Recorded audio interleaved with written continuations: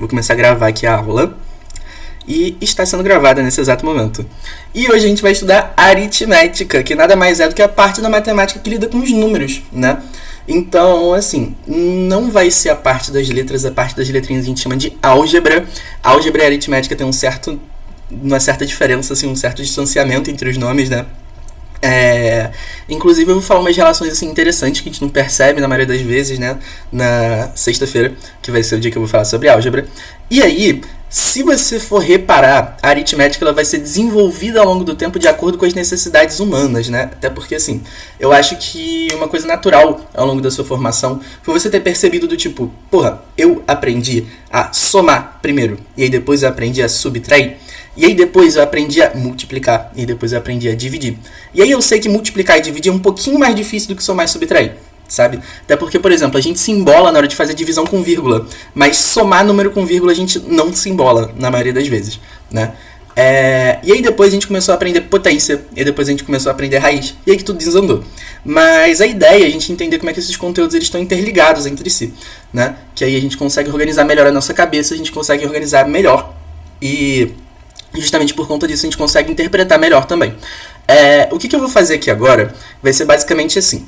Eu vou mostrar primeiro um conceito, e depois que eu mostro esse conceito, eu vou fazer um exercício de vestibular que envolve esse conceito, pra você ver do tipo assim, nossa, tem exercício de vestibular recente, que não é de tipo assim, 1991, que tem só soma? Sim, existe exercício de vestibular recente que é só soma.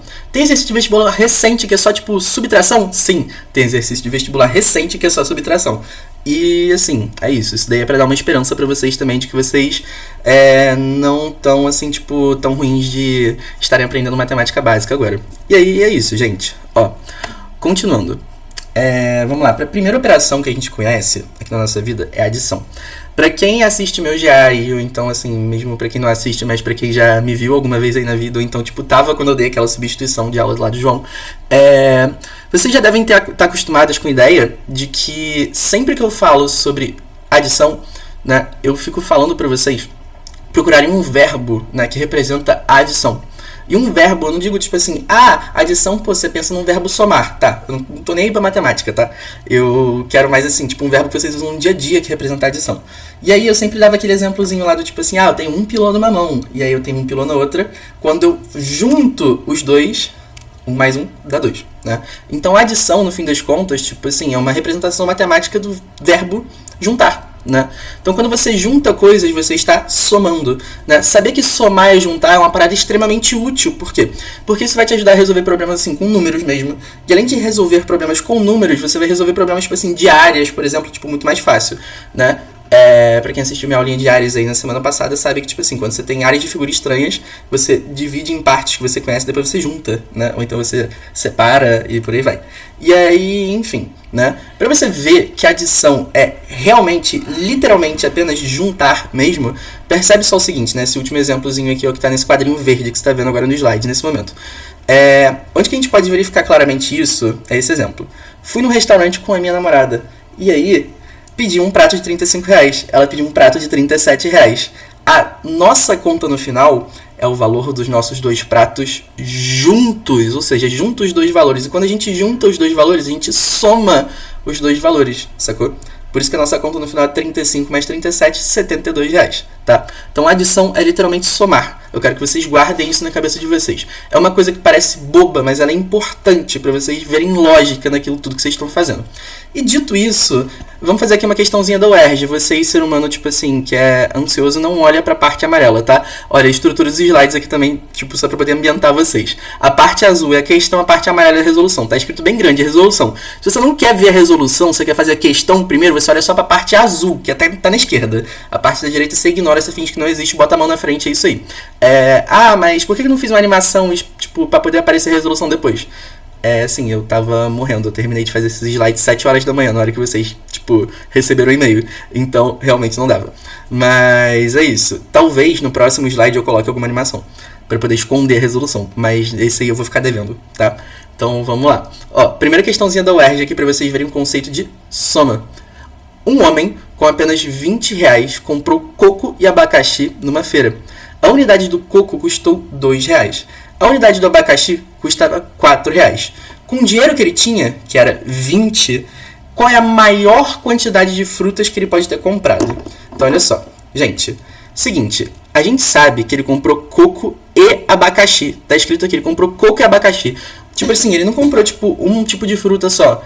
Ele comprou as duas, porque estava escrito coco e abacaxi. É uma coisa e outra. As duas juntas, né? Percebe, tipo assim, quando eu falo as duas juntas, você tem que juntar a quantidade de cocos que ele comprou com a quantidade de abacaxis que ele comprou, né? Então tá, beleza. Dito isso, o que a gente tem que fazer aqui, ó?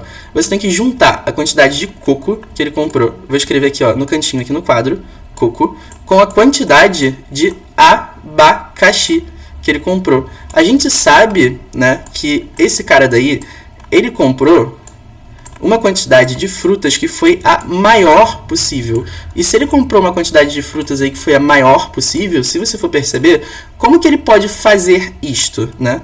Então, olha só. A gente já está usando o nosso conceito de soma. Por que a gente está usando o nosso conceito de soma? A gente está usando o nosso conceito de soma porque a gente estava tendo que juntar, né, a quantidade de cocos que a gente comprou com a quantidade de abacaxis, né? Juntar é somar, né? Só para poder lembrar aí. E aí tá, olha só. Ele tinha 20 reais. Ele comprou a maior quantidade de frutas possíveis. E aí, como que ele vai poder fazer isso? Para ele poder comprar a maior quantidade de frutas possíveis, você repara que ele tem que comprar a menor quantidade da fruta mais cara e a maior quantidade possível da fruta mais barata? Por exemplo, ele vai ter que comprar necessariamente só um abacaxi e o resto ele compra de coco. Show? Então tá, olha só.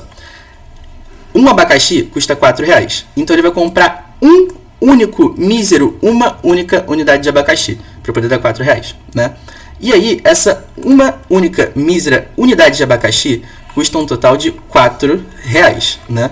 Só que no fim das contas, quando ele soma o quanto que ele gasta, né, com todas essas frutas, tem que dar 20 reais, né? Se ele já gastou 4 reais comprando um abacaxi, o resto ele vai comprar da fruta mais barata, que são os cocos, né? Cada coco custa 2 conto. Se você for perceber, você já gastou 4 dos 20 que você tinha para você poder comprar o abacaxi. Ou seja, você ainda pode gastar mais 16 reais comprando coco. Como cada coco custa 2 reais, se você for perceber, você pode comprar 8 cocos no total. Por quê? Porque 8 vezes 2 dá 16, né? 8 cocos vezes 2 reais dá 16 reais. Então, olha só. 8 vezes 2... 16, então quer dizer que você gasta 16 reais com coco e 4 reais com abacaxi, e nisso você tem 20 reais gastos no total.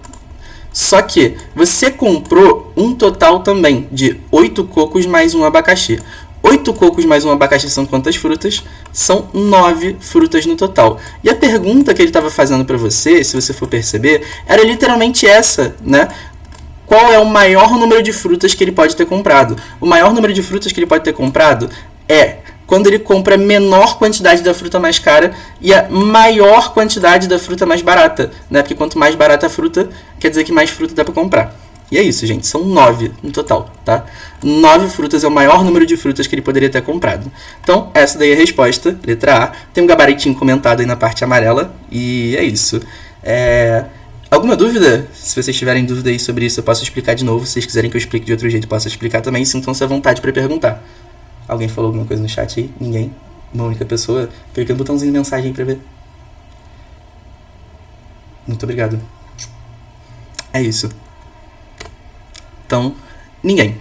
Mas é isso. Caso vocês não tenham entendido alguma coisa, podem parar aí à vontade. Estarei aqui vendo no celular do Vitória. Falou tudo bem e a Ana falou tudo certo. Muito obrigado. Então, vamos lá. Ó, para a parte de subtração.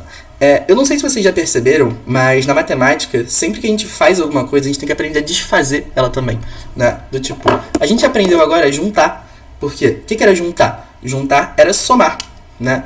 Então a gente tem que aprender a separar também. Eu não sei se vocês lembram, mas existe uma operação inversa da adição. A operação inversa da adição é a subtração, que é quando você separa, né? Porque se numa você junta, na outra você separa. Acho que faz todo sentido do mundo você falar um negócio desse daí. E para você ver que isso realmente funciona, você pode ver esse exemplo que eu coloquei aqui no retangulinho verde, né? Que é o seguinte. Ó, eu fui num restaurante com minha namorada. Nossa conta deu R$72. E aí, se o meu prato custou 35, quanto que foi o prato dela, né? Assim, Se eu falo que a conta deu R$72 e o meu prato deu 35, para eu poder descobrir o quanto que deu o prato dela, eu tinha que separar o meu prato do preço da conta total, né? E quando eu separo o meu prato, sobra só o dela.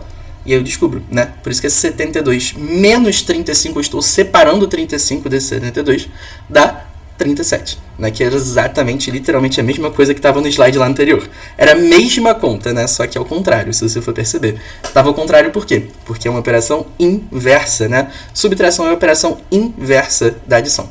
E aí tá, olha só. Outro exemplo bobo que vocês podem ver que vocês acertariam tranquilamente quando vocês estivessem fazendo prova de vestibular, assim, de questão que envolve única e exclusivamente subtração, que é o seguinte, ó, do Enem. O lucro mensal é obtido pela subtração entre o total de vendas e o total de despesas, nesta ordem. Tinha um textinho assim, tipo, anterior, falando que uma empresa fez um gráfico para mostrar o total de vendas, o total de despesas e tudo mais, né? E tá aí o gráfico abaixo. E aí, depois que mostrava o gráfico, falava isso que estava escrito aí em cima, né? O lucro mensal é obtido pela subtração entre o total de vendas e o total de despesas nesta ordem. Não pode ser em outra, tem que ser o de vendas primeiro e despesas depois. Então, por exemplo, mas o total de vendas é menor do que o total de despesas, né? Então, por exemplo, em janeiro, você vê ali, ó, que o total de vendas é 2. E de despesas é 6. Vai ficar 2 menos 6? Sim. Por quê? Porque teve prejuízo, né? Não teve lucro, teve prejuízo. Esse que é o ponto. E aí tá, beleza. Tem que ser nessa ordem. E aí tava perguntando quais são os 3 meses do ano em que foram registrados os maiores lucros. Olha só, se você for perceber, a questão tá literalmente mandando você subtrair coisas. Você olhar pro gráfico e você subtrair coisas. E não é tipo assim, você pegar e subtrair um número feio, horroroso, de outro número feio, horroroso. Tá pedindo para você poder pegar e subtrair um número bonito de outro número bonito, né? Caso você faça todas as subtrações desde janeiro até dezembro, você vai perceber que as subtrações que têm os maiores resultados são aquelas que a barra de vendas, que é essa mais escurinha aqui, ó, esse total de vendas, que é essa barrinha mais escurinha daqui, ela tá mais distante da barra das despesas. Quanto mais alta a barra de vendas estiver e mais baixa a barra das despesas estiver, quer dizer que maior é o nosso lucro. Acho que faz sentido até você pensar por essa ótica aí, do tipo, o lucro é a receita menos o custo, né, que você aprendeu aí 355 milhões de vezes ao longo aí do ensino médio, né? Então, olha só, se você for perceber, o que tem a maior distância de todas, disparado assim, só olhando no gráfico dá pra ver, é setembro, né, porque setembro, o total de vendas é 7, e o total de despesas é 3, 7 menos 3 dá 4, é a maior distância de todas possível. E aí, depois, se você for ver, tem dezembro, né, que o total de vendas é 5 e o total de despesas é 2. Então, 5 menos 2 dá 3. Estou fazendo a subtração exatamente nessa ordem, né, vendas menos despesa. E depois, julho, que o total de vendas é 6, né, e o total de despesas é 4. 6 menos 4 dá 2. Então percebe que esses aí são os 3 meses do ano em que foram registrados os maiores lucros. Julho, setembro e dezembro. Não necessariamente nessa ordem, né? Mas eu escrevi nessa ordem porque é a ordem natural dos meses, né? Então acho que faz mais sentido escrever assim. Inclusive essa daí era a alternativa lá que estava na questão do Enem. E é isso, gente, assim, de vez em quando aparece realmente questões em que você tem que fazer literalmente apenas subtração, tá? Não é mais difícil do que isso. E tá tudo bem, você tem salvação em matemática básica ainda. E é isso, gente. Vê se tem uma duvidinha aí no chat, alguma coisa. Perguntas? 0 perguntas? Tudo bem. Qualquer coisa avisa nós aí. Vamos lá. Próxima parte agora, né, que é uma parte importante. Multiplicação, né? Olha só, eu não sei se você já percebeu, mas também todas essas operações matemáticas que a gente constrói, né, que vão depois de soma e subtração, são para simplificar as outras operações que a gente faz ao longo do tempo. Então, por exemplo, quando a gente fala sobre multiplicação, você pensa, porra, é muito chato eu ter que somar várias vezes o mesmo número. Muito chato mesmo. Assim, exemplo bobo, né, que foi esse daí que eu tô dando aí no retangulinho amarelo. Ó, quando você vai ter que somar várias vezes o mesmo número, você pode pensar, por exemplo, no seguinte, ó. Imagina que você paga R$250 de mensalidade numa academia. Quanto que você gastaria nessa academia em um ano? Você ia ter que somar, né? Você tem que juntar o quanto que você gasta em janeiro, com o quanto que você gasta em fevereiro, com o quanto que você gasta em março, com o quanto que você gasta em abril, com o quanto você gasta em maio, por aí vai, até chegar em dezembro. Você tem que somar várias vezes o mesmo número, você tem que somar várias vezes 250. E não só se você for reparar, não é uma coincidência, né? Criaram uma operação para poder simplificar isso, como essa operação ela é autoexplicativa. Olha só, você somar 12 vezes 250 é literalmente a mesma coisa que você fazer 12 vezes 250. Parabéns, está apresentado para vocês multiplicação, tá? Então, olha só. Multiplicação é quando você soma várias vezes o mesmo número. Ou seja, quando você junta várias partes do mesmo tamanho. Por quê? Porque somar é juntar, né? Quando você está somando várias vezes o mesmo número, você está juntando várias partes do mesmo tamanho. Então, essa é a ideia de multiplicação, beleza? Então, olha só. É muito mais fácil você multiplicar do que você somar várias vezes o mesmo número. É muito mais agradável, né? Até porque, se você for perceber, como você aprendeu multiplicação, o algoritmo da multiplicação é pequitinho, é facinho de você fazer. Então, dito isso, vou fazer uma questãozinha aqui, mais uma do Enem com vocês, ó, que segue literalmente a mesma lógica daquela da UERJ que a gente fez primeiro lá de adição, né? Olha só. Um lava rápido oferece 2 tipos de lavagem de veículos: lavagem simples, ao preço de R$20, e lavagem completa, ao preço de R$35. Para cobrir as despesas com produtos e funcionários e não ter prejuízos, o lava rápido deve ter uma receita diária de pelo menos R$300. Para não ter prejuízo, o menor número de lavagens diárias que o lava rápido deve efetuar é... Então, assim, traduzindo, olha só. Esse lava rápido aí, né, aquele lava carros, ele gasta, assim, tipo, por dia R$300. Então, para poder, tipo, suprir a despesa dele, que deve ser, tipo, com conta de luz, funcionário, aluguel, produto de limpeza, sei lá, seja lá o que for, né, ele precisa fazer lavagens em carros para poder suprir isso, né, porque quando ele lava carros, ele tem lucros sobre isso. E a gente quer saber qual é o menor número de lavagens que ele tem que fazer para não ter prejuízo, né?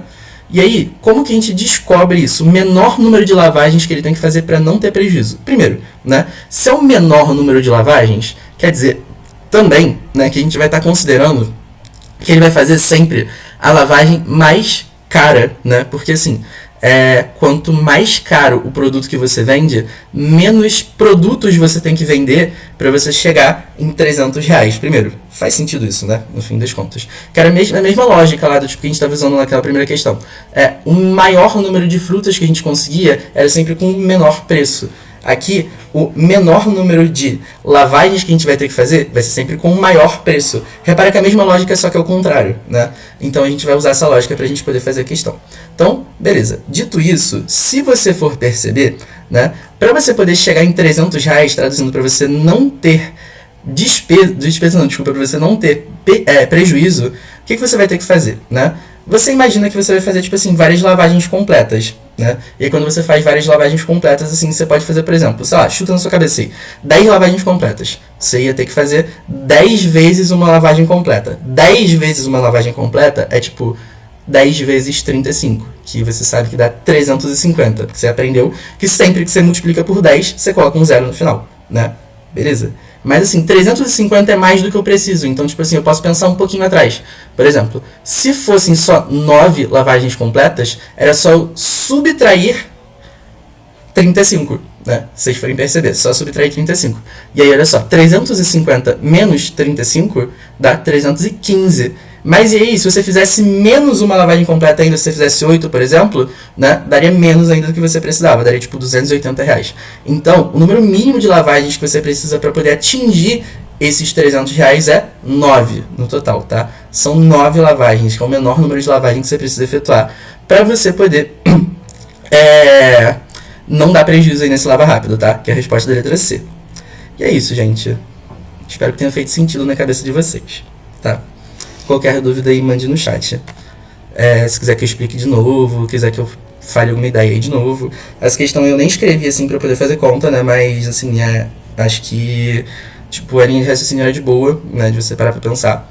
Mas se vocês não acharam de boa, vocês podem, tipo, falar comigo também, porque meu julgamento de o que é de boa e o que não é meio afetado pelo fato de eu sou formado em matemática, né? Mas é isso.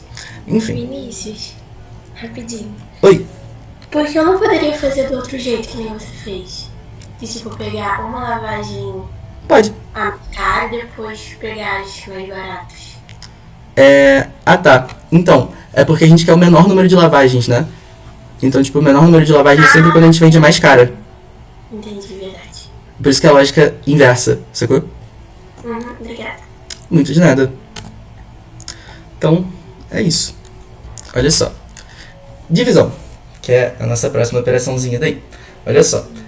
Como eu tinha falado antes, sempre que você aprende a fazer uma coisa, você tem que aprender a desfazer ela também, né? Sempre que você tem uma operação na matemática, você tem também a sua operação inversa. Então, quando você está falando sobre divisão, né, você está falando da operação inversa da multiplicação. Eu sei que você lembra disso, né? A multiplicação ela servia para quê? Para você juntar várias partes do mesmo tamanho, para você somar várias vezes o mesmo número, né? Então, para que serve a divisão? A divisão serve justamente para você fazer o inverso disso. Ao invés de você juntar várias partes do mesmo tamanho, você vai separar um número maior em várias partes do mesmo tamanho, sacou? Tipo, essa é justamente a ideia, tá? É exatamente essa a ideia, tá bom? Então, assim, se você for perceber, na mesma lógica do exemplo anterior, vamos supor o seguinte: se eu pagasse R$3.000 de mensalidade de academia por ano, né? Você vai perceber que, por mês, né, separando isso daí em várias partes iguais de 12 meses, era só pegar 3.000 e dividir por 12, dava 250, né? Eu estava usando sempre a mesma lógica, tipo, inversa do exemplo anterior. Se você for perceber, divisão e multiplicação são sempre operações inversas, né? E assim, se eu usar o exemplo inverso até do que eu estava usando no anterior, vai dar certo, né? E eu estava usando literalmente o mesmo exemplo só para vocês perceberem mesmo que essa relação tipo de operação inversa existe e ela tem que ser utilizada, tá? E olha só, na maioria das vezes no Enem, quando você está falando sobre divisões, você vai ter que elas são representadas sempre tipo por razões, tá? Na maioria das vezes assim mesmo, tipo, vai aparecer ela sendo representada por razões. E razão e proporção é uma coisa que a gente vai ver lá, tipo assim, na quinta aula, quinta aula. Então, deixa pra eu poder falar um pouquinho melhor sobre isso aí na semana que vem. Mas, assim, quem tava assistindo minhas aulas aí no geral vai saber, tipo, que razão e proporção é uma coisa aí que eu já falei 350 milhões de vezes, né? Que, tipo assim, razão é um nome chique pra fração e fração, por sua vez, é um nome chique pra divisão, tá? Então, é literalmente isso, não tem muito mistério, não. Ó, essa daqui é um pouquinho mais complicada que eu vou mostrar pra vocês, porque ela envolve uns conceitos anteriores, assim, tipo, que a gente tinha que parar pra pensar, né? Ela é chata de fazer, assim, tipo, porque você tem que fazer muitas contas, e não são contas, assim, do tipo simplificáveis, tá ligado? Do tipo, que é mais fácil de você fazer de alguma forma e tudo mais, tem, tipo, uma maneira de você fazer mais fácil e por aí vai, né? Então, olha só, vou ler aqui com vocês. Um banho propicia ao indivíduo um momento de conforto e reenergização. Porém, o desperdício de água gera prejuízo para todos. Considere que cada uma das 5 pessoas de uma família toma 2 banhos por dia de 15 minutos cada, né? Sim, essa daí, tipo, tem muitas informações. Maluco, isso é muito fácil de se perder. E, tipo, tem umas contas meio grandes porque tem vários zeros no final. E, enfim, continuando. Sabe-se que cada hora de banho, né? Repara que antes eu falei que cada pessoa gasta 15 minutos tomando banho, né? Falei minutos. E depois eu falei hora. Em algum momento a gente vai ter que parar para converter isso daí, tá? São gastos aproximadamente 540 litros de água.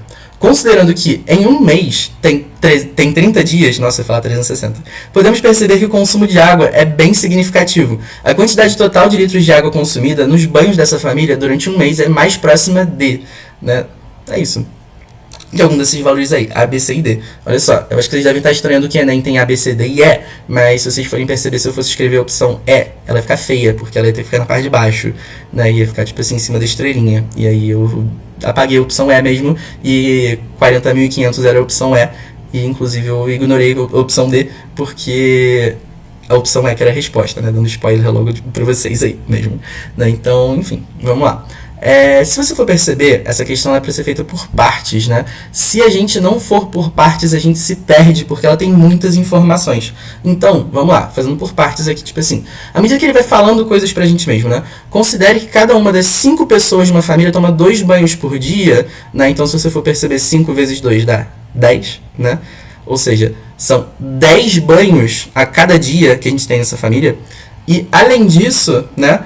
Cada banho tem 15 minutos, então são 10 vezes de 15 minutos que as pessoas gastam. Ou seja, as pessoas gastam 150 minutos por dia nessa família tomando banho, né? Igual que está escrito aqui nessa próxima quadradinho daqui, se vocês forem perceber, né? Então, olha só. Repara que eu estou usando os conceitos de multiplicação e eu vou usar de divisão depois, tá? Por quê? Porque multiplicação e divisão são operações inversas, eles estão andando muito juntinho, assim, tipo de mãos dadas, né? Onde tem multiplicação, tem divisão também, né? Então, beleza, olha só. Como são 5 pessoas, são 5 vezes um banho, são 5 vezes 15 minutos, né? Como são 2 banhos por dia, são 2 vezes também, né, essa quantidade de minutos que você achou, tipo, no anterior. Por isso que dá 150, no fim das contas. E olha só, são 150 minutos tomando banho por dia. Mas qual é o problema disso? Tava falando que a cada hora de banho são gastos 540 litros de água. Maluco, eu não sei, eu não faço literalmente a menor ideia de quantas horas são 150 minutos, tá ligado? Porque assim, eu sei que 120 minutos são 2 horas, né? Tipo assim, proporcionalmente. 150, mentira, são 2 horas e meia, né? Deve pra fazer isso aí de cabeça. Mas, enfim, pra quem não é muito treinado aí nas contas, tipo, você pode passar pra próxima etapa, que é a seguinte. Se você ignorar essa informação daqui do tipo assim, de conversão de minutos pra horas, você pode simplesmente, tipo, seguir pra próxima parte, que é essa daqui, ó. Considerando que um mês tem 30 dias, quer dizer que as pessoas vão gastar 150 minutos tomando banho 30 vezes nesse mês, né? Porque são 150 minutos por dia, ou seja, se o mês tem 30 dias, são 150 30 vezes. E 150 30 vezes é uma conta fácil de fazer, por quê? Porque tem 2 zeros nessa multiplicação. Esses 2 zeros que aparecem nessa multiplicação vão no final do resultado. Você tem que fazer literalmente 3 vezes 15. 3 vezes 15 tu sabe que é 45. É 45 com 2 zeros no final, se você for perceber, né? Então dá 4.500. 4.500 minutos no total por mês. E aí depois, se você for perceber, né, você tem que transformar essa quantidade em horas, porque você sabe que são gastos aproximadamente 540 litros de água por hora. Você tem que comparar isso com uma quantidade de horas no fim das contas. Então, se você pegasse 4.500 e você dividisse isso por 60, era mais fácil você pegar, na verdade, 450 e dividir por 6, né? Dá pra simplificar, cortar esses 2 zerinhos daqui, dá 75, no fim das contas, né? E, assim, são 75 horas que essa família passa tomando banho.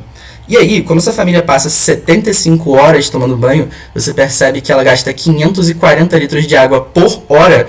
Ela gasta 75 vezes, porque são 75 horas, 540 litros de água. Então, 75 vezes 540, que até agora era a pior conta que a gente ia fazer mesmo, né?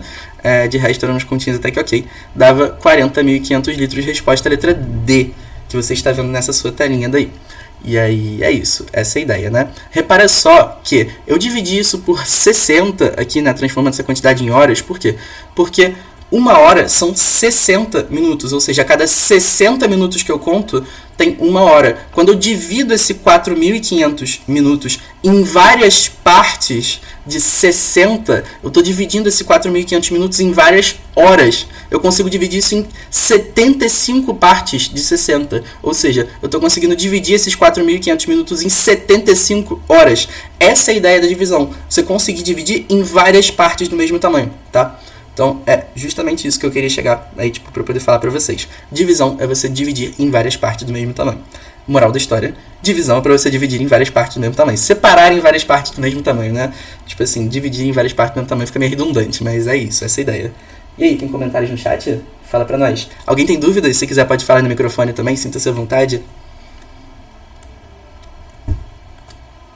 Tem não? Tudo bem. E agora que a parte começa... Oi? Fala. Não. Tá bom. Tem uma chuva que eu ia... Tudo certo. Então agora começa a ficar um pouquinho mais triste, né? Que a gente vai estar lidando com potenciação, né? Olha só. Agora, se você for perceber... Vou te explicar então... Toda vez que você acabar de explicar, a pessoa sabe que tem dúvida. Por que o quê? A pessoa, se tiver dúvida, ela fala... Mas é porque eu não tô vendo o chat. Mas chega a notificação aqui pra mim. Ah tá, então tipo assim, você me avisa mesmo sem te perguntar. Tá bom, então vamos lá. Vou parar de perguntar então. É o seguinte, potenciação, gente. Ó, cara, assim, seguindo a mesma lógica do que a gente estava fazendo antes, né? A gente vai ter uma operação para poder simplificar a multiplicação, né? Essa operação aí é a potenciação, né? A potência, se vocês forem perceber, ela vai ser sempre escrita daquela forminha assim, de tipo, você tem um número em cima e um número embaixo, tá ligado? Tipo, vou até apagar essa tela daqui, só pra você ver. Ó, você tem um número embaixo e um número em cima, né? Tipo, 3 elevado a 3. Não, acho que 3 elevado a 3 fica tipo um exemplo meio ruim. 3 elevado a 4, por exemplo, ó. Esse número que está aqui em cima, a gente chama ele de expoente. Esse número que está aqui embaixo, a gente chama de base, né? Tanto que ela vai ser a base da nossa multiplicação.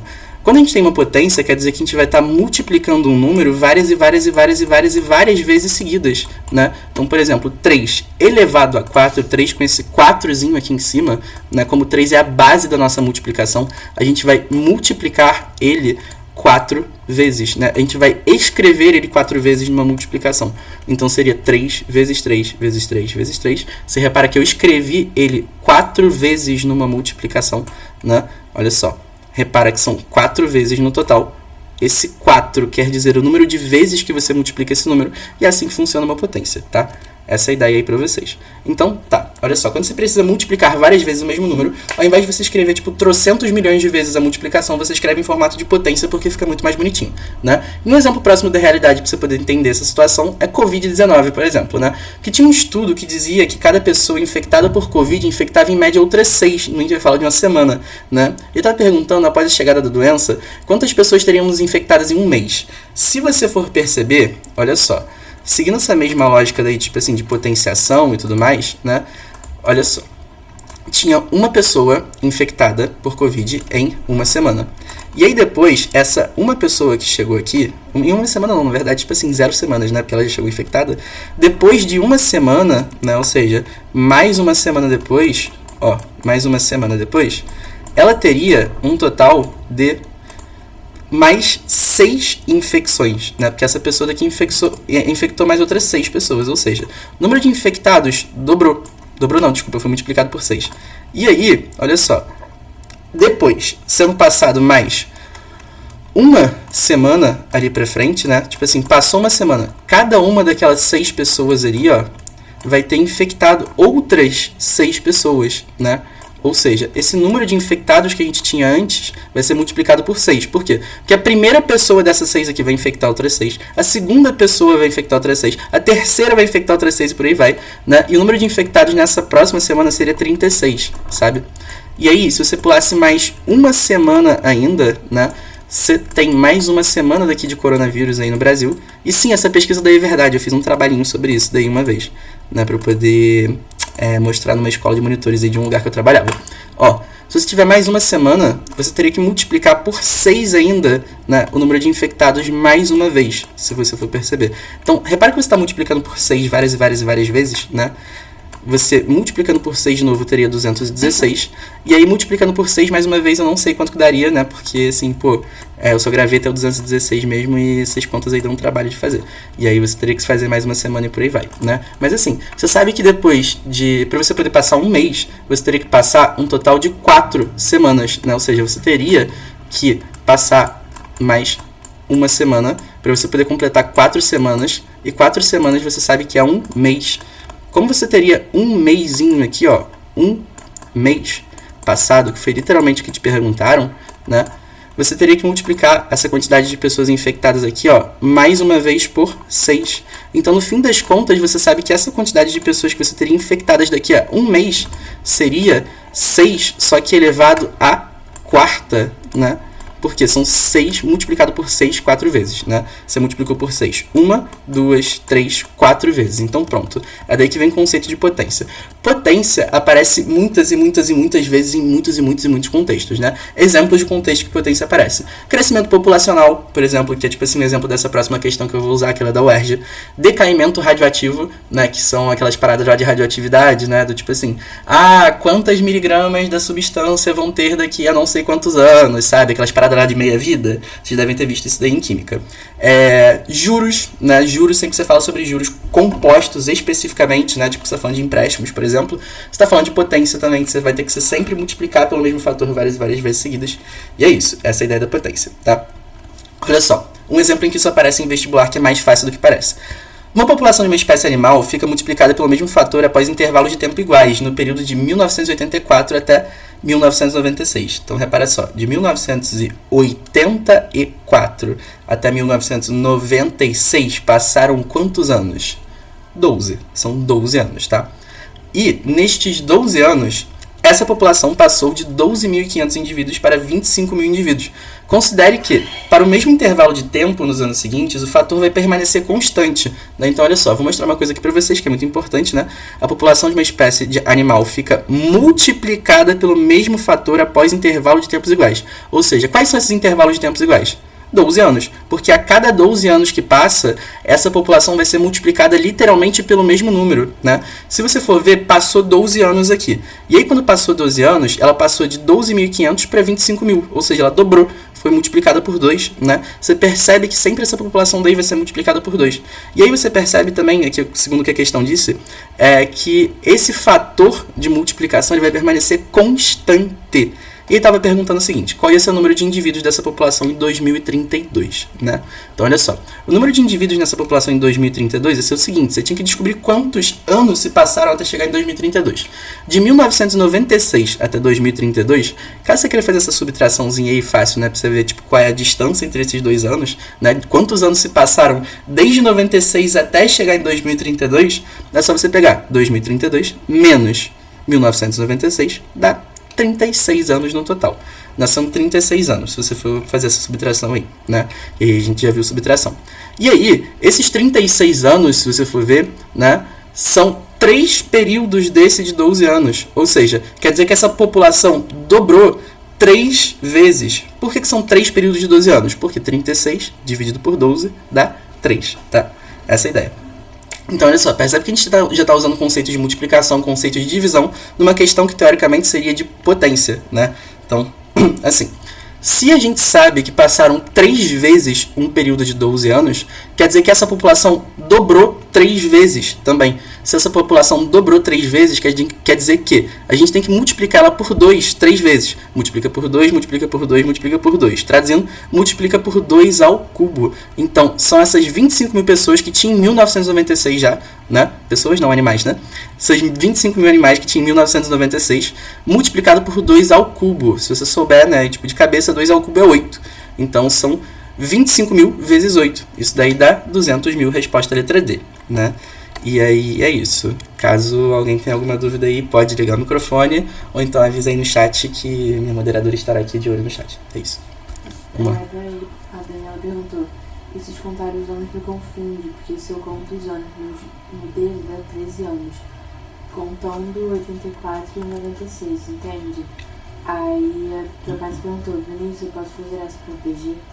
Sim, isso daí é uma questão de PG. Até porque, tipo assim, o conceito de PG é literalmente potenciação, sabe?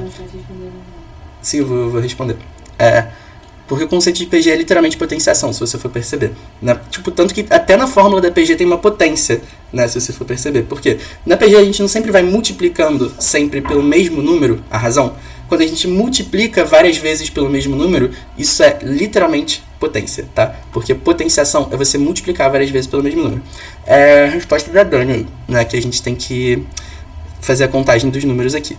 A gente tem um marco inicial de 1984 até 1996, tá? A gente quer saber quantos anos se passaram nesse intervalo de tempo, né? Tanto que a gente está vendo quantos anos se passaram, né, no fim das contas. Se você fosse contar nos dedos, você tinha que contar quantos anos se passaram até chegar até 1996, tá?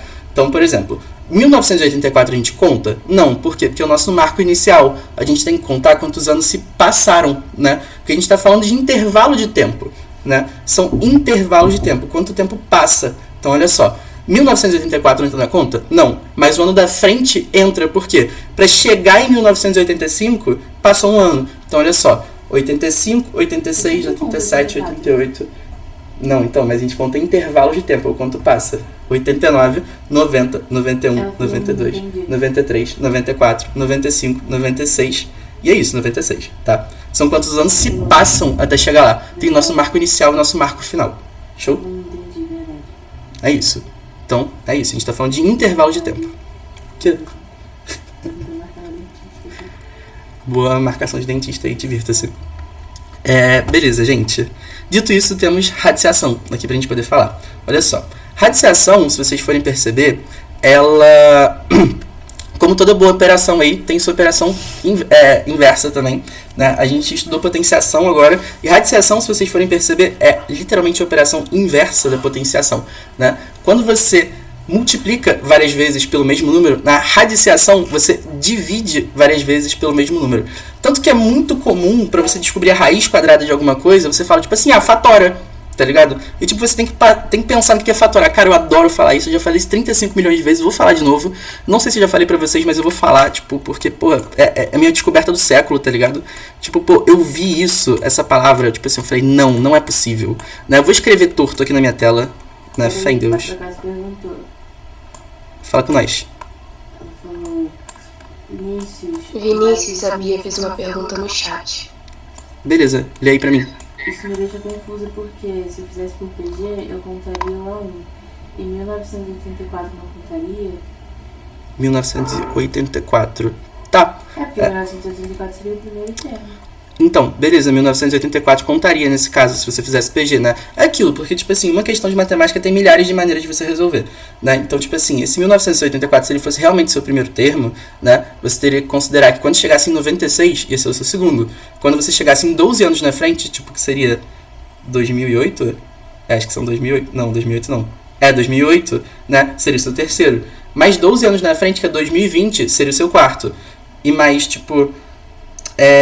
Aí a minha razão seria 13? Oi? A minha razão seria 13. A sua razão seria 13? Não, seria 12. Do mesmo jeito. É porque a gente tava falando, tipo assim, de intervalos de tempo, né? Tipo, igual que eu tava falando com a Dani, tipo, na hora de contar intervalos de tempo... Peraí, agora... Mas rapidinho, deixa eu terminar de falar isso daqui. Como eu tava falando lá com a Dani de contar intervalos de tempo, né? Quando a gente tá falando de PG, por exemplo, a gente não tá falando do número que varia pra gente poder falar a razão. A razão não é quanto que varia sempre. O número que a gente tem que multiplicar é sempre, tipo assim, relativo ao quanto que varia, se você for perceber. Né? O que a gente tá variando não são, tipo assim, marcos iniciais e finais. Do, tipo assim, começa no 1984, vai até, tipo assim, o 1996, a gente conta, tipo assim, do 84 até o 96 dá 13, sacou? É, tipo assim, intervalos de tempo. É o quantos anos passam para chegar de 84 até 96. Você não conta o 84 primeiro, né? Porque justamente, tipo, você tá contando quantos anos passam até chegar no 96, sabe? Então, tipo, essa é a ideia. Você passa 12 anos, você tem que ter 12 anos a mais até chegar no 96. Esse intervalo de tempo iguais que a questão fala, né, é o tempo que demora para chegar de 84 até 96, sabe? Você tem que somar 12 anos para poder chegar lá, ou seja, passam 12 anos, sabe? Então, tipo assim, essa razão ela não muda justamente por conta disso. Mas, na verdade, tipo assim, esse 12 nem é a razão. Tipo assim, isso daí seria uma PA, né, no caso, né? Tipo, nas ideias. Mas é isso. Tipo assim, a PG, mesmo falando especificamente, né, acontece que a cada 12 anos que são passados, né, porque a gente está falando de intervalos de tempo mesmo, isso não muda, né, tipo, em relação à linha de raciocínio, duplica, né, a quantidade de indivíduos. Você poderia considerar, por exemplo, que a sua população inicial era 12.500 e você começar na data de 1984? Podia, que aí você, tipo assim, teria o seu segundo termo como 25 mil, que seria na data de 1996, e depois você teria o seu segundo termo como 50 mil, né, que seria na data de 2008, e depois seu terceiro termo lá em 2020, e o seu quarto é isso mesmo? Em 2020, o seu quarto lá em 2032, e por aí vai, né, você ia sempre somando.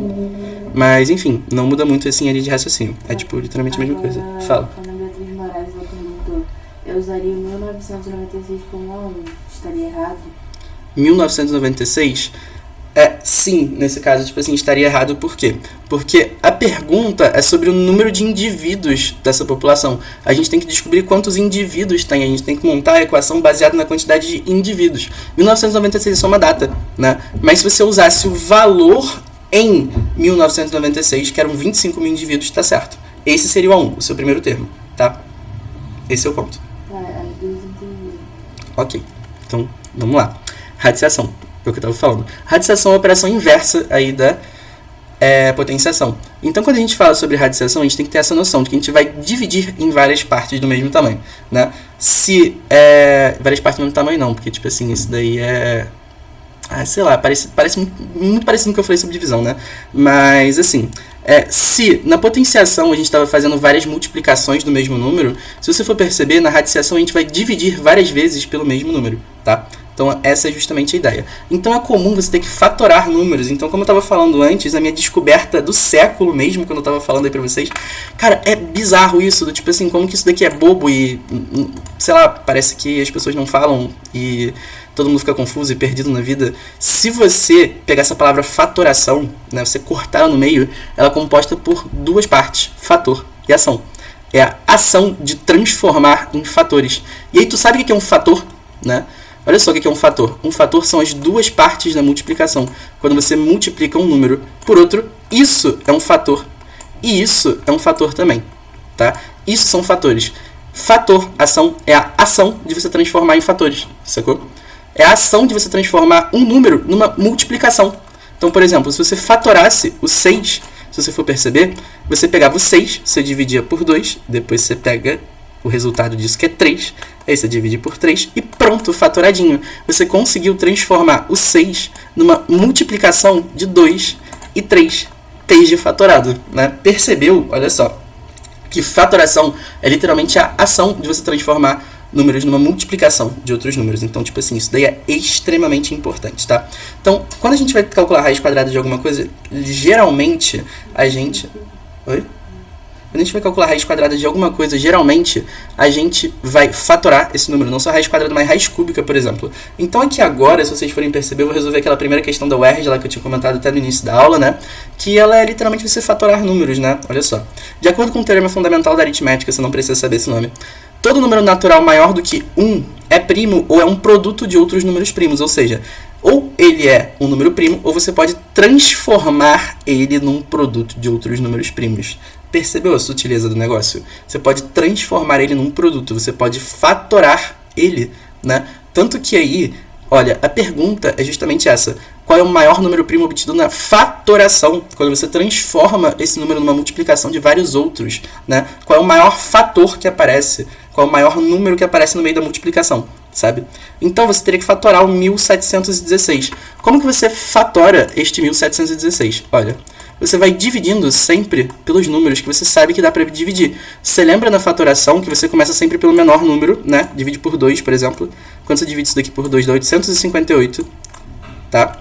E aí você vê que isso daqui também é um número par. Continua dando para dividir por 2. Dá 429.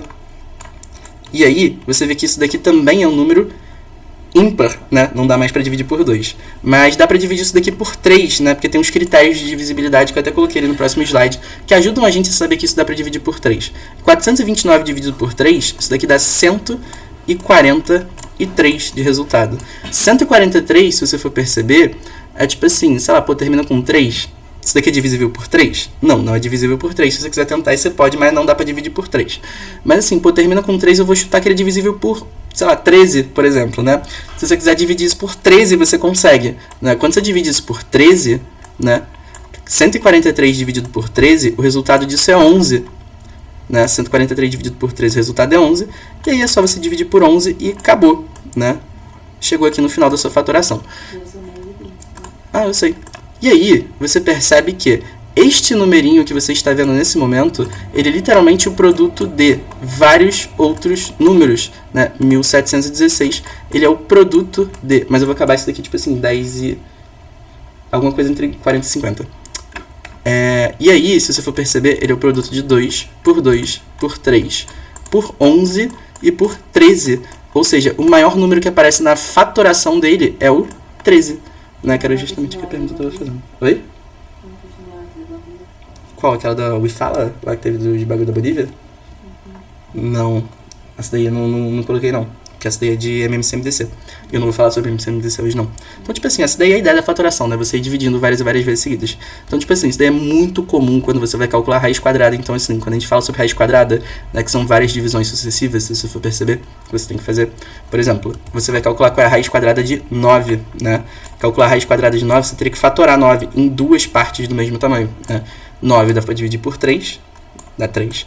3 dá para dividir por 3 de novo. E aí, justamente porque deram dois números 3 aqui, você sabe que a raiz quadrada de 9 é 3, né? você consegue fatorar esses números para você descobrir raízes quadradas. É muito importante que você saiba fatorar, inclusive, tá? Então, por isso que eu falei de fatoração primeiro. E aí, se vocês forem perceber, na hora de você fazer essas fatorações, assim, que isso daí aparece algumas vezes, assim, tipo, em prova de vestibular, é importante que vocês saibam, tipo, fazer essas contas mais rápido. Então, por isso, existem alguns critérios de divisibilidade. Eu taquei alguns importantes aqui na tela para vocês. Por exemplo, por 2. Né? Mentira, eu vou começar, tipo assim, pela parte de trás, porque, tipo assim, esses daqui são mais fáceis, todo mundo sabe, né? Qual o critério de divisibilidade por 10? Termina em 0, né? Pronto, só isso. Qual o critério de divisibilidade por 5? Terminou em 0 e termina em 5. Isso eu sei que vocês lembram, né? Critério de divisibilidade por 2, que você pensa, tipo assim, dá pra dividir esse número por 2 sem deixar resto. Ele é par, ou seja, termina em literalmente qualquer algarismo par, né? Que é 0, 2, 4, 6 e 8, tá? Se termina em qualquer um desses algarismos daí, dá pra ver que é divisível por 2. Tanto que eu coloquei um número horroroso, aí esse número daí é divisível por 2. Se você quiser testar lá, assim, de sua vontade, tá?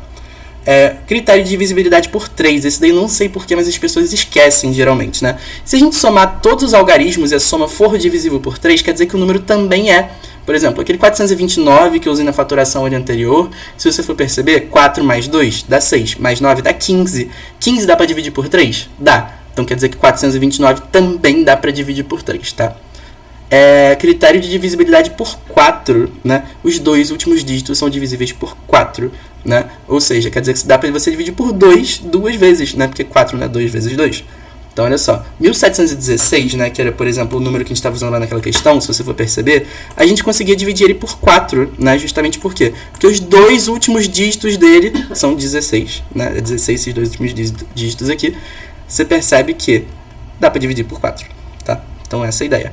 E aí tem o critério de divisibilidade por 9, que ele é muito parecido com o do 3, que é tipo assim, você soma todos os algarismos e tem que dar um número que é divisível por 9. E é isso, tá? Assim, você tem esses critérios, isso ajuda você a fazer conta mais rápido. Isso é uma dica que eu dou aí pra vocês nesse exato momento. E aí, tá bom, ó, terminando só essa partezinha daí, a gente tem essa questãozinha daqui do Enem, do IDH, tá? Que envolve raiz quadrada. Geralmente, assim, tipo, não tem muita questão, tipo, de raiz em vestibular. Essa daqui foi, tipo assim, papo de... Acho que é a única que eu achei, tipo, que envolve expressamente só raiz quadrada sozinha.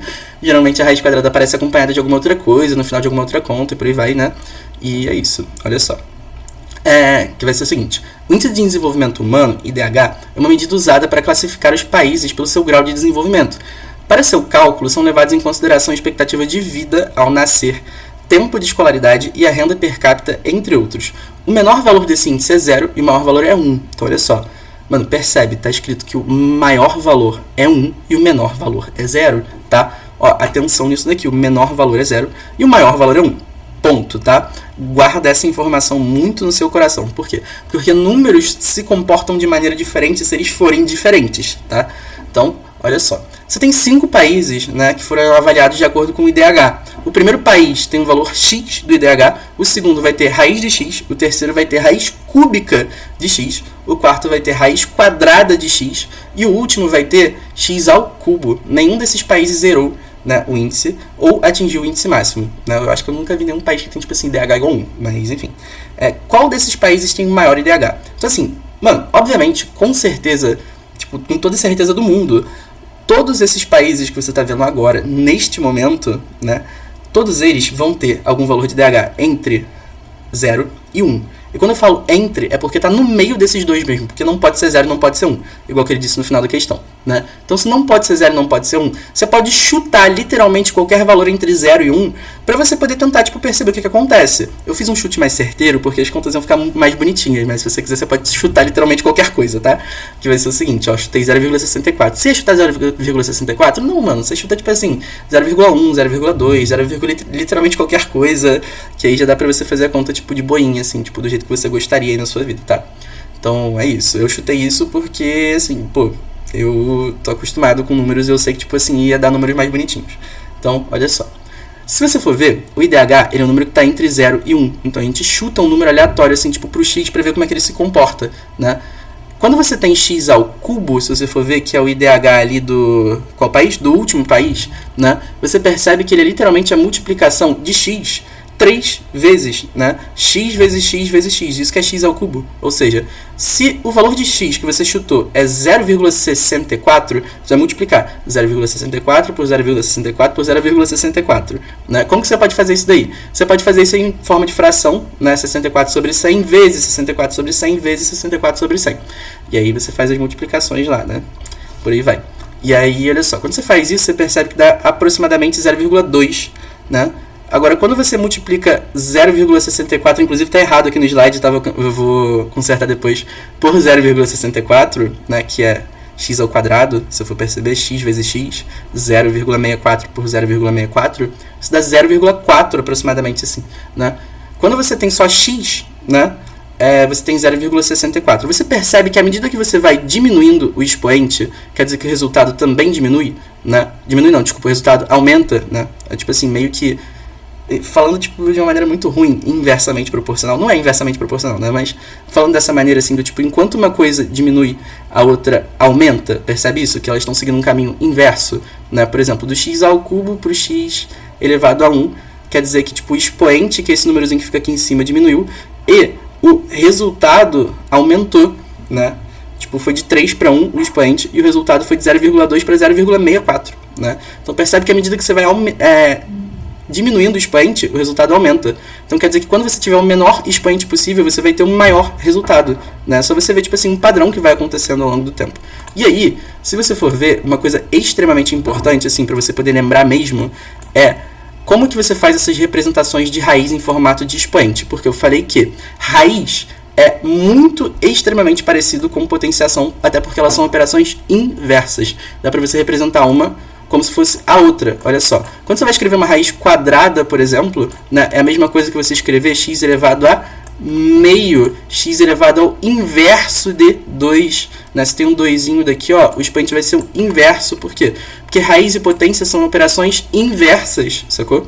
Se você tivesse uma raiz cúbica, por exemplo, de x, né, você percebe que você ia ter, transformando isso daqui numa potência, x elevado a 1 sobre 3. Por quê? Porque isso daqui é o inverso de 3. E elas são operações inversas à raiz e à potência, sabe? Então, essa daqui é a ideia. Ó, exatamente essa é a ideia. Então, você percebe que o expoente também vai diminuindo à medida que você vai calculando raízes. Por exemplo, raiz quadrada, raiz cúbica é o menor de todos. É o menor de todos os expoentes, né?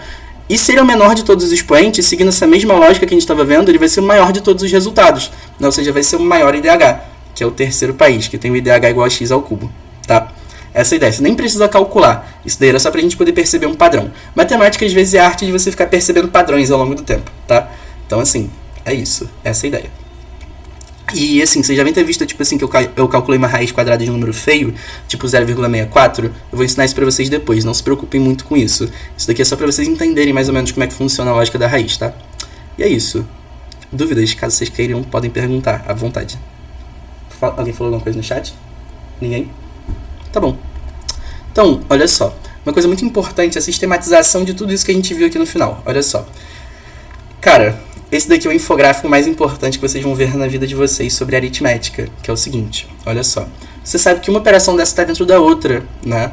Por exemplo, quando você viu multiplicação, você viu que multiplicação é quando você junta várias vezes o mesmo número, ou seja, quando você soma várias vezes o mesmo número, né? Então, as multiplicações são várias adições seguidas umas atrás das outras.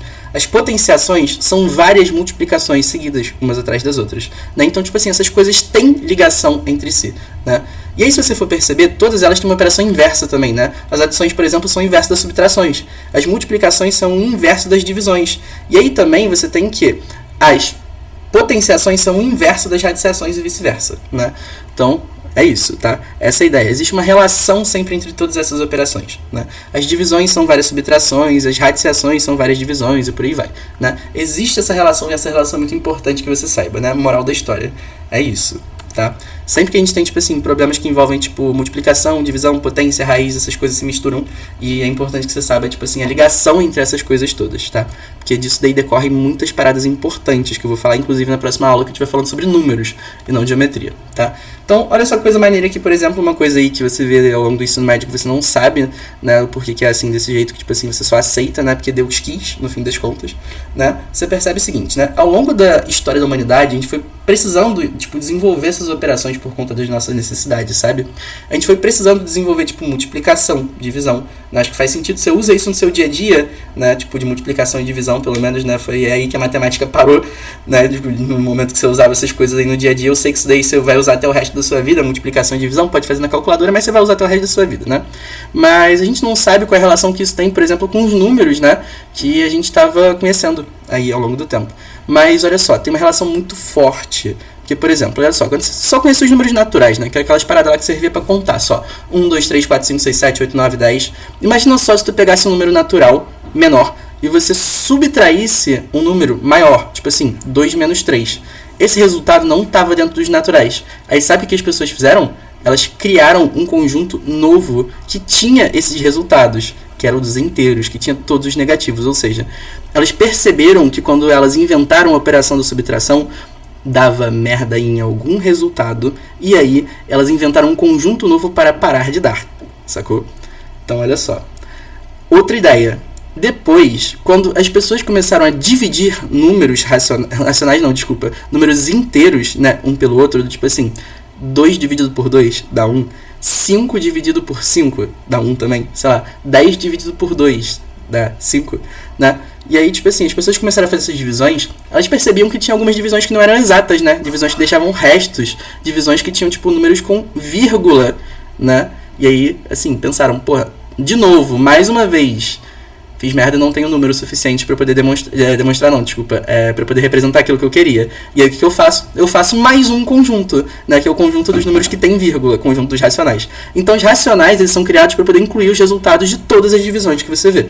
E aí também tem o conjunto dos números reais, que é o último que é criado. Que é tipo assim, se você for ver o conjunto dos números reais, tirando os racionais, ele inclui todas aquelas raízes que são feias, inclui pi, inclui essas coisinhas assim, né? Então, por exemplo, raiz de 2, raiz de 3, que você não sabe quem que é, que sempre tá, tipo assim, te pedindo aproximação, né? Tá no conjunto dos números reais, né? Que são números que a gente chama de irracionais, aí, né? Então, assim, quando perceberam que tinham raízes também que não davam para representar em forma de fração, raízes que não eram simplesmente números com vírgula, assim, tal, né? Que era, tipo assim, infinitas e eram feias de se escrever, criaram mais um conjunto para poder incluir o resultado de todas as raízes, né? Que eram os números reais, tá? Então é isso, essa é a ideia, tá? Sempre que a gente foi criando uma operação nova, a gente precisou criar um conjunto novo também para poder incluir os resultados dessa operação. É muito louco, né? Tipo assim, é o que eu falo assim com todo mundo ao longo de todas as vezes que eu tô dando aula de matemática. A história da matemática é meio que uma história de remendos, né? Do tipo assim, sempre que as pessoas perceberam que tinha um buraco, eles iam lá e criavam uma coisa nova para tapar o buraco. E é isso. E aí, enfim, a gente tem algumas dicas para poder lidar com esses números que eu vou falar com vocês bem rapidinho só. Eu tenho mais 15 minutos, assim, tipo, no total, né? Até, tipo, excedendo um pouquinho do tempo de aula, mas é só porque eu demorei, tipo, no início, 20 minutos para poder começar, né? Que vai ser o seguinte, ó. A gente vai ter que aprender a lidar com esses números. E se vocês forem perceber, existem várias formas desses números aparecerem. Por exemplo, frações, né? As frações são uma forma diferente de você escrever os números com vírgula, também conhecidos como resultados das divisões. Então, frações são sempre resultados de divisões, no fim das contas, né? As frações estabelecem uma relação entre alguma coisa inteira, né, que vai ser dividida em algumas partes, né, e essas partes em si. Essas frações, ela aparecem quando a gente vai comparar essa parte com o inteiro. Por exemplo, 9 em cada 10 dentistas recomendam que você use pasta de dente Colgate, ou seja, 9 décimos dos dentistas. Uma parte desses dentistas, sacou? Então, assim, em termos técnicos, se você fosse descrever uma fração, você fala que a parte de cima dela é o numerador, né, que representa as partes mesmo, né? E a parte de baixo vai ser o denominador. Então, assim, quando você vai escrever uma fração, por exemplo, ó, o numerador dela é essa partezinha de cima, o denominador é essa partezinha de baixo. Isso daqui é o todo, isso daqui é a parte que a gente pegou. 1/3, por exemplo, é como se a gente estivesse pegando, tipo assim, um quadrado não, um retângulo no caso, né? Cortando ele em 3 partes e pegando uma dessas 3 partezinhas aqui, né? Nesse meu esboço lindamente muito bem feito. E é justamente essa a ideia, tá? De frações. E aí tá. Continuando aqui, como que a gente lida com essa ideia de frações em vestibular, por exemplo? Eu vou pegar uma questão do Enem aqui pra fazer com vocês. Ó.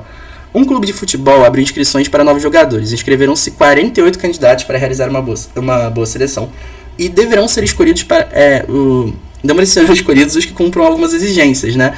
Os jogadores têm que ter mais de 14 anos, estatura igual ou superior à mínima e bom preparo físico, tá? Tem que cumprir essas 3 exigências no total. São 48 pessoas que se inscreveram, mas nem todo mundo cumpre essas exigências, né? Tipo, a galera só vai chamar quem cumpre as exigências mesmo. Então, olha só. Dentre todos os candidatos, 7/8, né? O que é 7/8, se você for perceber? 7/8 é literalmente você pegar o número dos candidatos, você dividir em 8 partes, né? Porque isso daí é o todo, quando você divide ele em 8 partes, e você pegar 7 dessas 8 partes, né? Ou seja, você pega esse 48, você divide em 8 partes e você pega 7 delas, né? Isso que é 7/8, né? Uma parte do todo, uma parte dos 48, né? Fração, quer dizer isso. Né, tem mais de 14 anos e foram pré-selecionados. Dos pré-selecionados, traduzindo, metade deles, né, ou seja, o número que sobrou antes, né, dos pré-selecionados, dividido por 2, tem estatura igual ou superior à mínima exigida.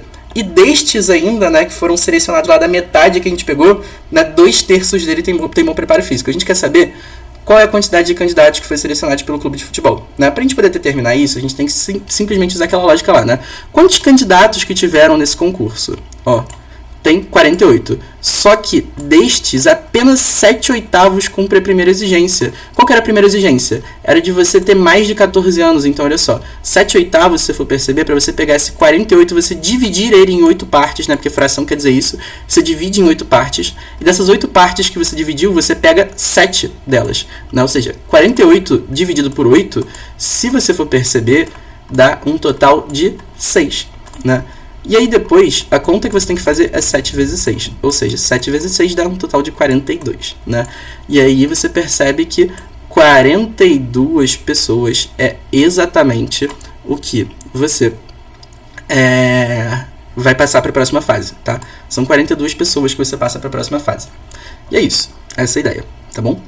Então tá, olha só. Para essa próxima fase, se você for perceber, segundo a questão aqui, você tem que metade das pessoas tem uma estatura igual, maior ou igual à mínima exigida, né? Metade, também conhecido como 1/2. Ou seja, dessas 42 pessoas que tinham passado na etapa anterior, se você for ver, 1/2, ou seja, metade delas, né, tem a estatura mínima. Ou seja, você vai pegar 42, né, que são essas 42 pessoas, você vai dividir em 2 partes, e dessas 2 partes que você divide, você vai pegar uma delas, né?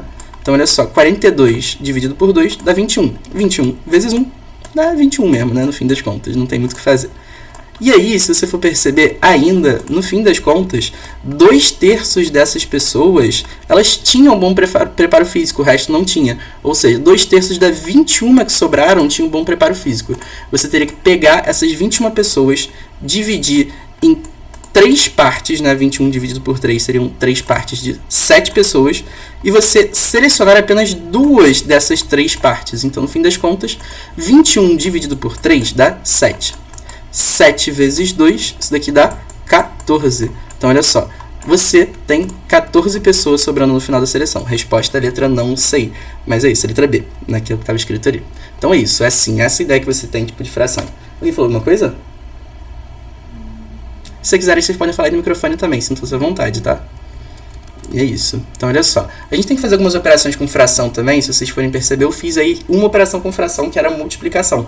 Mas a gente tem outras operações com fração também, tá? Essas outras operações com fração, elas vão ser, tipo, soma, divisão, né? E aí a gente tem que trabalhar um pouquinho essa lógica aí na nossa vida. Então, eu vou fazer só mais essa questão aqui, que era tipo assim, de operações com frações. E aí, na próxima aula, eu termino essa parte de porcentagem, variação percentual e números muito grandes, pequenos, potência de base 10, notação científica, blá, blá, blá, blá, blá, e por aí vai, né? Então, é isso. Olha só. Seguinte. Vamos lá, a gente tem que aprender a fazer operações com frações, né? Elas são muito importantes porque elas são nossa alternativa à conta com vírgula. Se você ainda faz conta com vírgula, eu sinto muito pela sua alma. De vez em quando você tem que fazer, tipo assim, em física, química e tudo mais, mas em matemática facilita extremamente que você faça conta com fração no lugar de conta com vírgula, tá? Olha só, primeiro porque sempre que a gente vai multiplicar número com vírgula, a gente se perde, né? Então, assim, é muito importante que a gente faça a conta com fração, né? Mas, assim, se você quiser continuar fazendo com vírgula, também pode fazer. E, além disso, demanda um pouquinho mais de tempo. Então, tipo assim, tempos que você poderia estar usando fazendo outra coisa, você está usando fazendo conta com vírgula, né? Então, essa é a ideia. E aí, quando que essas operações com frações aparecem, né? Em literalmente todas as questões onde não mencionamos quantidades inteiras, tá? Então, tipo assim, você tem que lembrar que fração é quando a gente fala sobre partezinhas, né? Tipo número com vírgula. Então, conta com vírgula vai aparecer sempre que a gente não tá trabalhando com números inteiros exclusivamente. Tipo assim, porra, apareceu uma vírgula, dá pra fazer conta com fração. Essa é a ideia. E aí tá, olha só. Uma das coisas que grande parte das pessoas não sabe fazer com fração, porque tipo, sempre se confunde, é MMC. Então, justamente por conta disso, eu trouxe um TikTok para poder ajudar vocês. Ó, vocês não precisam saber fazer MMC para vocês poderem somar fração, tá? Tem um método diferente de soma de fração que a gente chama de método borboleta, né? Se você quiser, você pode pesquisar método borboleta no TikTok. Eu coloquei até cedendo bonitinho daí. Não, mas assim, multiplicação de fração eu acabei de fazer, vocês sabem como é que faz, né? Divisão de fração é só você pegar a primeira e multiplicar pelo inverso da segunda. Isso daí eu acho que é de boa, né? Acho que as pessoas lembraram disso aí, tipo, muitas vezes ao longo da vida.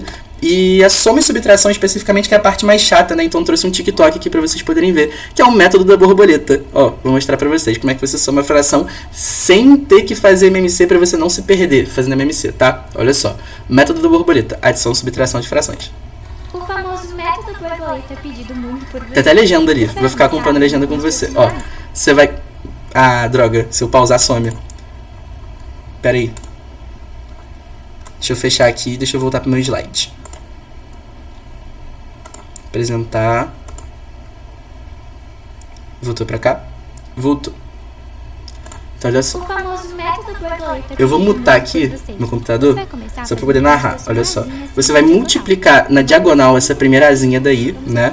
5 vezes 1 dá 5, né? E aí vai ser o primeiro número que você vai colocar ali na parte de cima do resultado. E aí você vai multiplicar também ali na outra diagonal, aquela segunda asinha ali que vai pra trás, né? Que é 3 vezes 2, dá 6. E esse vai ser o segundo número que você coloca na parte de cima do resultado. Então, olha só. Em cima você vai ficar com 5 mais 6, né? Porque é uma soma de frações, então você coloca um sinal de mais no meio. E além disso, na parte de baixo é só você multiplicar os dois denominadores, ou seja, as duas partes de baixo da fração ali, que ia ser tipo 3 vezes 5. É 3 vezes 5, eu acho? Não sei se era 3 vezes 5. Ah, então, que aí dava 15. E aí era isso a conta que você ficava, tá? É justamente isso, não tem mais muito mistério, não.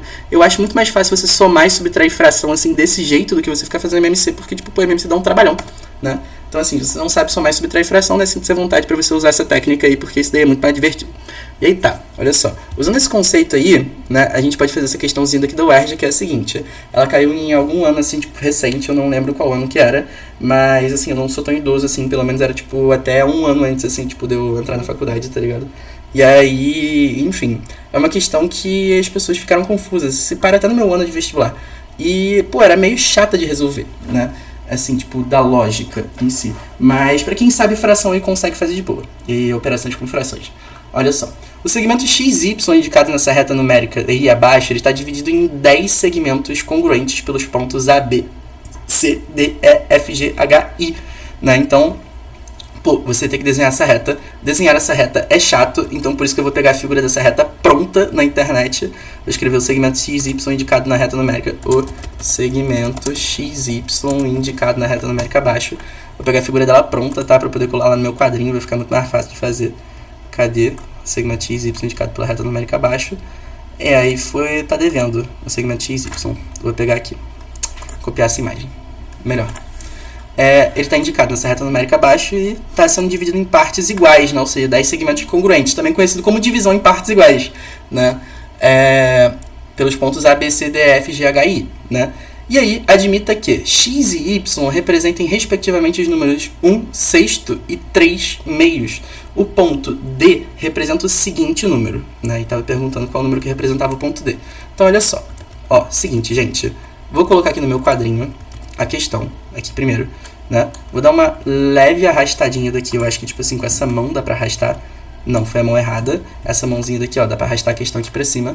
E aí, a gente vai fazer a questãozinha aqui, ó, a gente, nesse momento.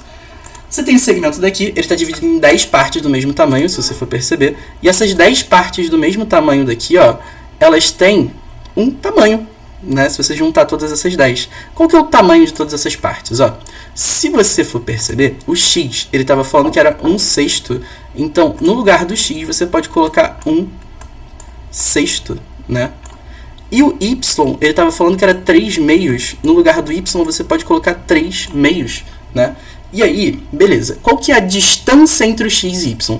Percebe que a distância entre o x e y ela foi dividida entre 1, 2, 3, 4, 5, 6, 7, 8, 9, 10 partes no mesmo tamanho, né?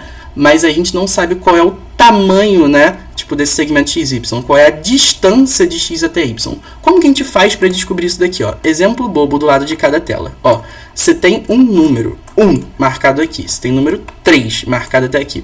Qual é a distância do 1 até o 3? 2, né? Por quê? Porque você tem que pular 2 casinhas para você poder chegar do 1 até o 3. Né? Pulou uma, chegou no número 2. Pulou outra, chegou no número 3. Ou seja, de outra maneira, se você fizesse 3 menos 1, você ia descobrir qual é a distância entre esses dois números na reta numérica, que é 2. Né? E aí, se você for perceber, uma maneira mais fácil de você fazer essa questão é você pensar justamente no seguinte. Ó, qual é a distância do ponto x até o ponto y? Né? Qual o tamanho desse segmento xy? É só você pegar o 3/2, né, que é o ponto que está mais lá na frente, e você subtrair do 1/6. E aplicando exatamente aquilo que a gente acabou de ver ali no TikTok, é só a gente pegar aqui, ó, o 3 e multiplica por 6. Quanto que dá 3 vezes 6? 3 vezes 6 dá 18, né? E depois a gente pega o 2 e multiplica pelo 1. 2 vezes 1 dá 2. E aí a gente vai ter o seguinte, ó. A gente vai ter que multiplicar esses dois números de baixo daqui para dar o denominador, né? 2 vezes 6 dá 12. E além disso, aqui em cima a gente vai escrever 18. Só que como isso é uma subtração, tem um sinal de menos no meio. O sinal de menos no meio que a gente vai colocar depois vai ter o número 2. E a gente vai ter 16, né? Que é 18 menos 2, dividido por 12. Essa fração daqui, se você for perceber, a gente consegue simplificar, né? A gente consegue, por exemplo, dividir por 2 em cima e dividir por 2 embaixo. Então, quando a gente divide essa fração por 2 em cima e embaixo, a gente fica com 16 dividido por 2 dá 8. 12 dividido por 2, aquilo ali dá 6. Dá para dividir de novo, mais uma vez por 2, se vocês forem perceber. Divide isso daqui por 2 também, né? 8 dividido por 2 e divide 6 por 2, você percebe que aquilo ali vai dar 4 na parte de cima e 6 dividido por 2 dá 3 na parte de baixo. Ou seja, o tamanho daquele segmento ali inteiro que você está vendo é 4/3, tá? Isso daqui é o comprimento de XY. Isso daqui é o tamanho de XY. Isso ali é a distância de x até y, né?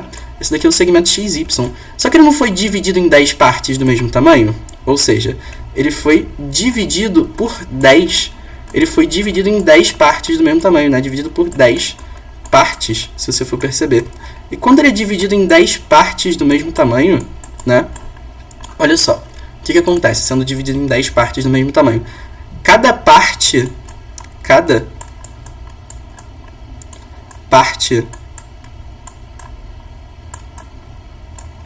Minha letra tá horrível, tá? Mas ela vai ficar assim mesmo porque eu tô desenhando no mouse. Vale um total de 4/3 dividido por 10. Né? E lembra que isso daqui é uma divisão de frações. Você repete a primeira e multiplica ela pelo inverso da segunda. Então isso daqui é 4/3 vezes o inverso da segunda fração, que é 10 sobre 1. 1 sobre 10. Né? Aquilo ali é 4 vezes 1, 4. 3 vezes 10, 30. Ou seja, cada parte vale 4 sobre 30. Né? 4 sobre 30, se você quiser, você pode simplificar isso daqui. Ó, 4 sobre 30 você pode dividir por 2 em cima e por 2 embaixo. Por quê? Porque os dois números ali são pares. Né? E aí, 4 dividido por 2 dá 2. 30 dividido por 2 dá 15. Então, cada parte vale isso, 2 sobre 15, tá? Então, beleza, olha só, é meio extensa, mas assim, se você sabe operações com frações, você consegue fazer. A gente estava querendo saber quem era o ponto D, se você for perceber. Quem que é o ponto D, né? O ponto D... Fala comigo. Essa primeira parte de cruz é a mesma coisa que fazer em MC? É literalmente a mesma coisa que fazer em MC. Isso daí é tipo assim, a minha alternativa para você poder fazer uma conta caso você se embole com o MMC, que eu já vi muita gente se embolando na hora de fazer MMC, então isso daí era uma alternativazinha que eu tava mostrando para as pessoas, tá? É isso. Então é isso, até mostrei o videozinho no TikTok que tá lá no material. Então olha só, gente, continuando, como cada parte vale 2/15, se você for perceber, olha só. Para você sair do ponto X e você chegar até o ponto D, né, para você descobrir qual é a coordenada desse pontinho D aqui, ó, que eu tô rabiscando de branco, não foi uma ideia muito boa rabiscar de branco, mas assim, que eu vou circular de vermelho aqui agora, o que você tem que fazer? Você tem que sair do 1/6, né, você sai do 1/6 e você vai pro ponto A, ou seja, você anda para frente mais 2/15, né?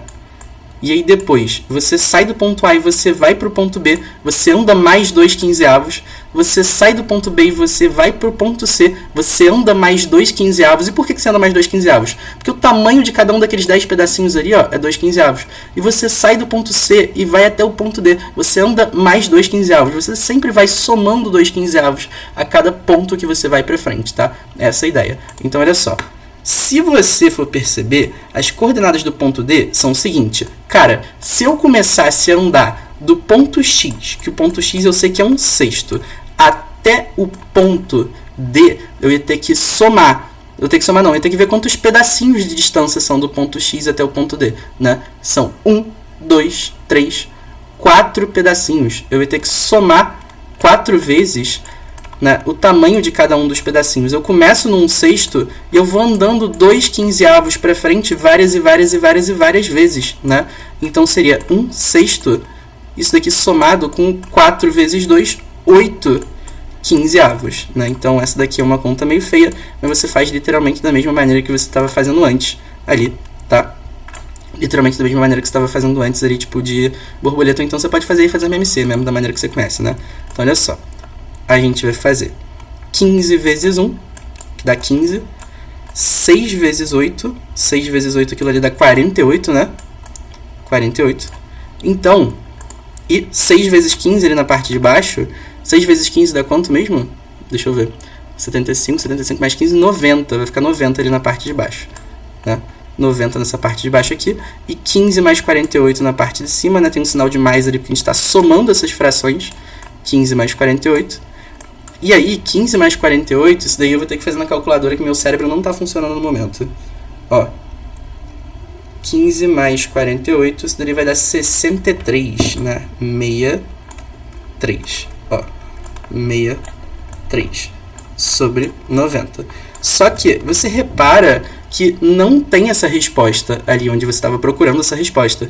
Só que, como não tem a resposta, provavelmente é porque você não simplificou a fração ainda. Você percebe que você tem algumas frações ali que estão divididas por 5, por 30, por 10, por aí vai, né? Assim, pô, eu vou me focar muito nessa fração que está dividida por 10 ali, e eu vejo que a nossa fração está sendo dividida ali, né? Está na parte de baixo, no denominador, com 90. Então, eu vou tentar dividir isso daqui por 9, né? Tanto em cima quanto embaixo, para poder simplificar, para ver se eu chego naquela fração ali que tem 10 na parte de baixo, para ficar mais bonitinho, né? 63 dá para dividir por 9? Sim, 63 dá para dividir por 9. Quanto que dá 63 dividido por 9? Dá 7. Por quê? Porque 7 vezes 9 dá 63, né? Então aquilo ali é 63 dividido por 9, 7. E aí, além disso, 90 dividido por 9 dá 10. Então, pô, 7 décimos certinho, resposta letra D, né? É meio chato de fazer isso, mas de vez em quando aparece no vestibular, tá? É importante que vocês saibam fazer operações com frações, de soma, subtração, multiplicação, divisão e por aí vai. Então, olha só, percebe que dessa matemática básica, que parece que era tipo assim de livro de fundamental, de vez em quando aparece também na UERJ, no Enem. Então, assim, essa questão era chata de se fazer, era chata de você perceber como é que ela funciona. Não, ela não era fácil, mas envolve todos os conceitos de soma, subtração, multiplicação e divisão de frações que eu estava fazendo aqui com vocês, tá? Então eu fiz ela justamente para você poder relembrar. Porque se você for perceber, você fez todas as operações aqui. Soma, subtração, multiplicação e divisão de fração, tá? Todas. Então é isso. Essa daqui é ótima para você relembrar esse tipo de conta. E é isso, gente. Até o presente momento acabou, porque não tem mais tempo de falar mais nada, senão eu vou ficar tipo estendendo minha aula até 2035 e aí ninguém vai ser feliz no feriado. Então é isso. Alguém tem alguma dúvida, gente? Já eu mando o slide para vocês, tá? Vinícius. É isso, vou parar de compartilhar aqui. Como é que para de compartilhar a tela? Aqui, pronto, assim. É isso. Pronto. E aí, gente, mais dúvidas? Nada? Não. Tá bom. Beijo no coração de vocês. Vou parar de gravar também.